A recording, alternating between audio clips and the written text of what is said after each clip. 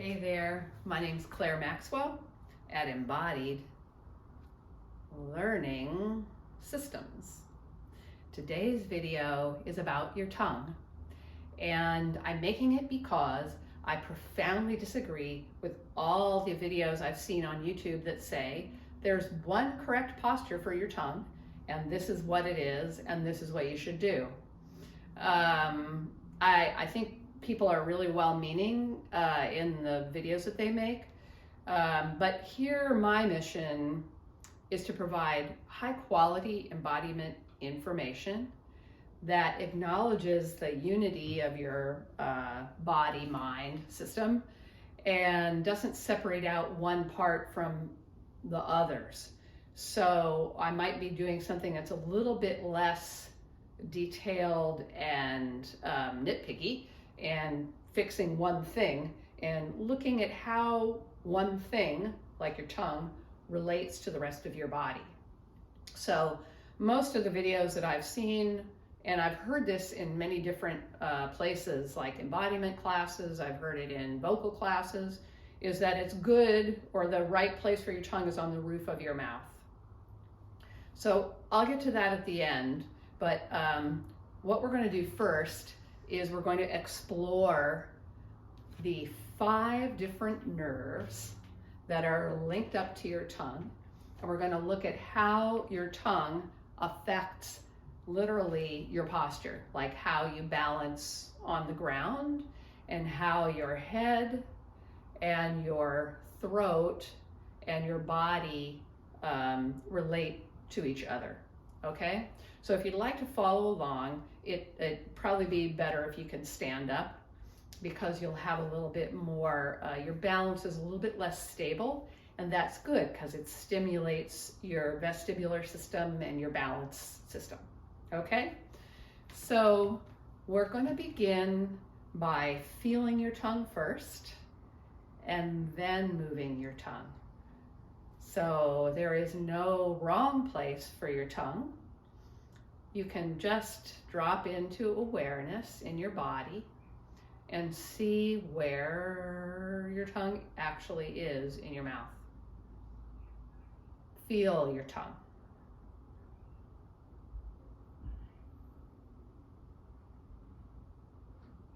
And wherever it is fine. The only bad posture for your tongue, I think, would be if it was stuck in one place.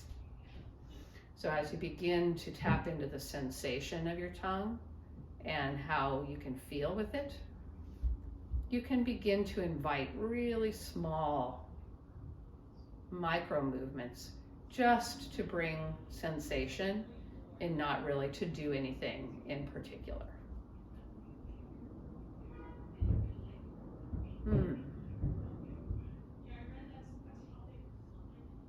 And your tongue can feel your teeth, the skin of your lower jaw, or the roof of your mouth. And it also has these muscles inside it that it can kind of withdraw from all of that, or soften and widen and touch things. So it really changes shape in a lot of subtle ways. And just check in with yourself and see, is my posture more stiff from this exploration, or do I feel a little easier over my feet?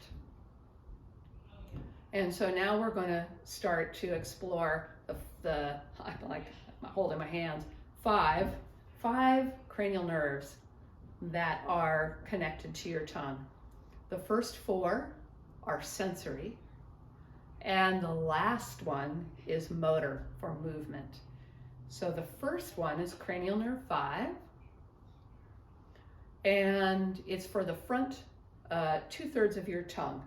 So if this was your tongue, there'd be the back third and then the front part. So begin to maybe explore gentle movements of the tip of your tongue towards your teeth, feeling your front teeth, upper and lower, maybe even your side teeth a little. Yeah, side teeth is interesting. With the side of your tongue. And then the inside of your lips. And then maybe just letting your tongue come out in between your lips a little.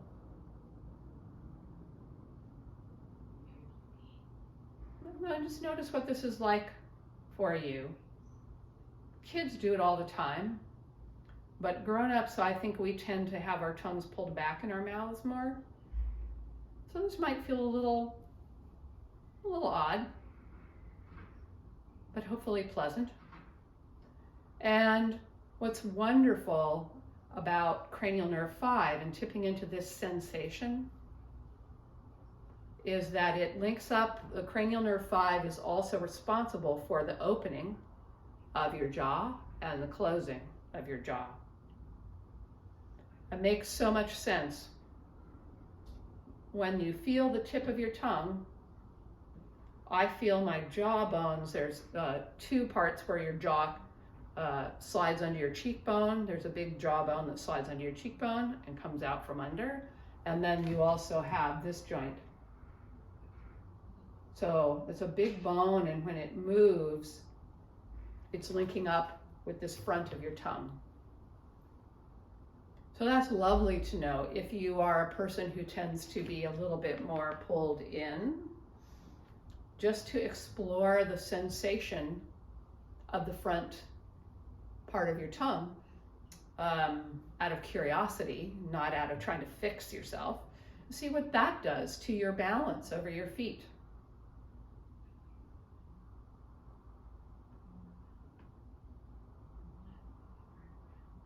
Now we drop down to cranial nerve 7, which is for taste.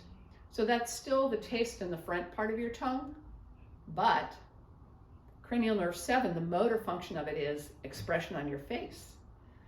That makes so much sense. If you taste something that's delicious, it's almost like, you know, you can't keep your face from expressing the taste, you know? So if it's nasty, you go like that, and people might notice even if you don't want them to. So it's very quick connection. And then if you drop down further, you're going to arrive at cranial nerve 9, glossopharyngeal nerve, which is for the back third of your tongue.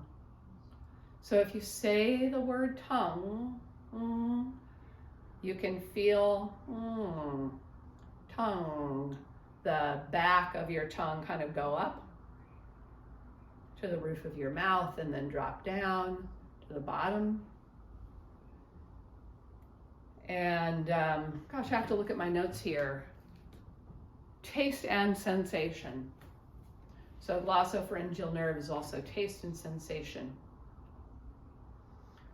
And so this is such a different, it makes sense because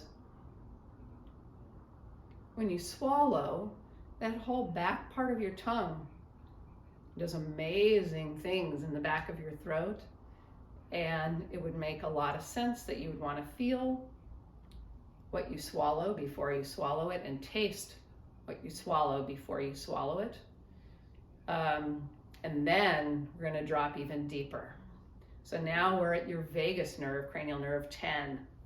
And cranial nerve 10, if you go even further back in the mouth space, the back of your throat and the deep back of your tongue and your epiglottis.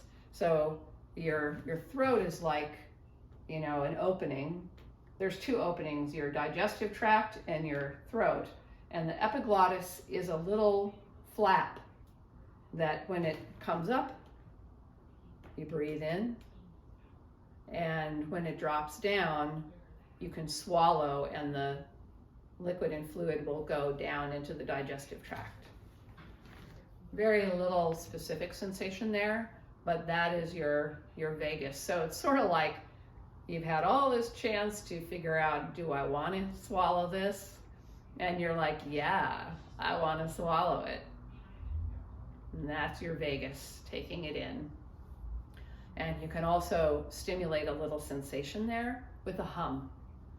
So just choose a tone that's super easy for you.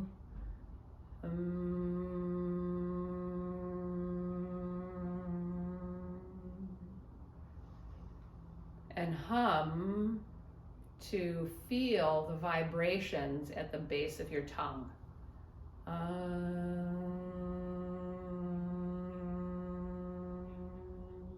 There's no need to project. It's just to feel the vibration in that area. And then finally, now you're at cranial nerve 12, which is for the movement. And you've already woken it up because you've been moving your tongue a little bit. But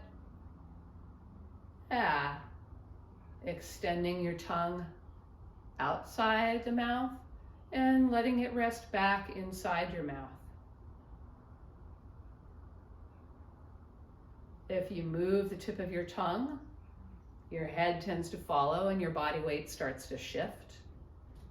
So the changing of shape of the tongue and then muscular connections of the tongue to your head, to your throat, that's all cranial nerve 12, which is called the hypoglossal nerve. And this is all the gateway to your spine and your posture. So after cranial nerve 12, then you get into spinal nerves, which move your head and activate your limbs and the rest of your body.